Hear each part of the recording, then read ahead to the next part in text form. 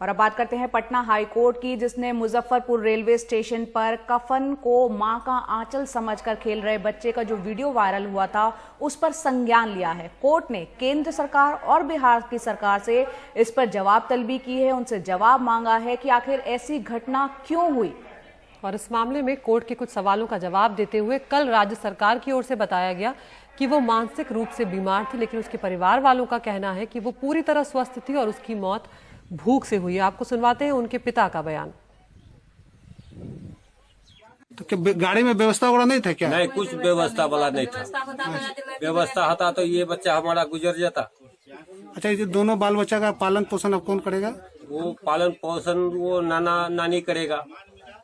आप कौन है?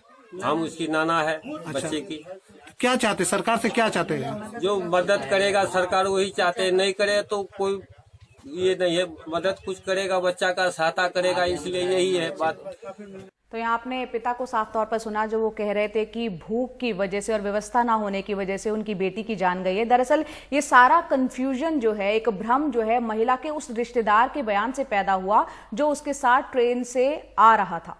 और मुजफ्फरनगर पहुंचने के बाद उसने कहा था कि भूख से नहीं बल्कि गर्मी के चलते उस महिला की मौत हुई है। वो बयान आपको सुनाते हैं।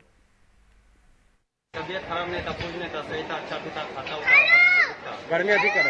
गर्मी अधिक पड़ा, इसके लिए ट्रेन रुक गया रास्ते में काफी देर, इसलिए पंखा नहीं चल रही थी। पंखा उनका सब चला था। खाने पीने मिला था आप लोगों को? हाँ, सब कुछ मिला था, खाने पीने।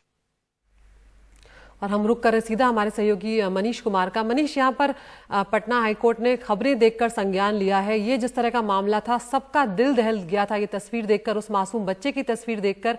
यहाँ पर राज्य सरकार ने क्या दलील दी है और उसके बाद हाईकोर्ट ने क्या कुछ कहा है?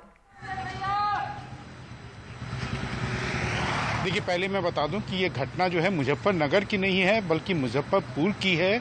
और इस घटना का संज्ञान लेकर जब कल कोर्ट ने 2 बार सुनवाई हुई और दूसरी बार सुनवाई के दौरान राज्य सरकार के वकील ने कहा कि ये जो महिला है वो मानसिक रूप से बीमार थी और कोई भूख की बात जो की जा रही है वो गलत है।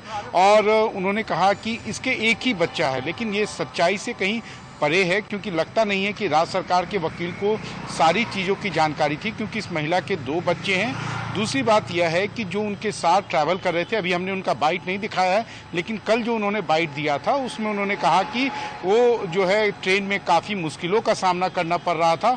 और जब सोमवार को भी उन्होंने कहा था तो उनके 2 वर्जन आए थे। एक में उन्होंने कहा था कि हाँ, काफ़ी कष्ट था और सांस लेने में दिक्कत आ रही थी जिसके कारण मौत हुई। लेकिन एक बात की सच्चाई है अदिति कि ये मौत जो है वो ट्रेन के अंदर हुई। ट्रेन के अंदर कहीं ना कहीं सुविधाओं का अभाव था जिसके कारण मौत हुई। और अब इस महिला के 2 बच्चे जो हैं वो अनाथ हो गए हैं, वो अपने नाना नानी के ऊपर निर्भर हैं। अदिति जी मनीष, यहाँ पर सवाल ये भी उठता है कि वो अहमदाबाद से महिला चली थी, बिहार जा रही थी, कटिहार, और मुजफ्फरपुर स्टेशन पर जो है ये सारी घटना हुई, मौत हो गई। और बार बार सवाल जो है परिवार वाले उठा रहे हैं कि अव्यवस्था थी और भूख की वजह से सब कुछ हुआ। यहाँ पर राज्य सरकार की दलील में भी कितना दम और रेलवे मंत्रालय की दलील में भी कितना दम आपको लगता है? क्योंकि वो कह रहे हैं कि पहले से ही वो महिला बीमार थी। अगर पहले से थी तो किस तरह से स्क्रीनिंग में उसको गुजरने दिया और रेलवे में सफर उसको करने ही क्यों दिया गया? फिर निश्चित रूप से जो आपने जो सवाल उठाया है वो काफ़ी वाजिब है, लेकिन मैं आपको बता दूं कि रेलवे और राज्य सरकार दोनों महिला को मानसिक रूप से बीमार घोषित कर एक तरह से पल्ला झाड़ रही है, क्योंकि राज्य सरकार की तरफ से कई सारी चूकें हुई हैं। एक तो उन्होंने इस मामले में कोई पोस्टमार्टम नहीं कराया, सीधे परिवार वालों के लिए एम्बुलेंस का इंतजाम कर उन्हें एक तरह से बरियल करने के लिए अनुमति दे दी। शायद अगर पोस्टमार्टम कराते तो बात सच सामने निकल कर आती। दूसरा पक्ष यह है कि अगर आप इस महिला को एक तरह से थोड़ी देर के लिए हटा भी दें, छोड़ भी दें, तो ये जो श्रमिक स्पेशल ट्रेनें हैं उसमें कई सारे लोगों की मौत हुई है।